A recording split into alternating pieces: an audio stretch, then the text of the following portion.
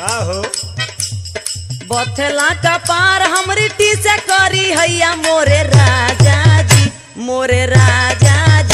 कौनो लिया तो दवैया मोरे राजा जी।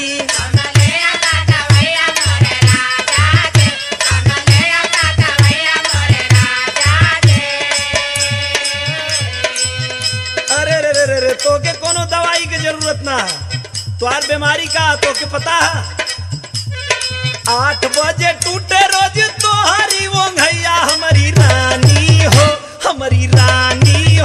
कहना बत्ती करी अइया मोरी रानी हो।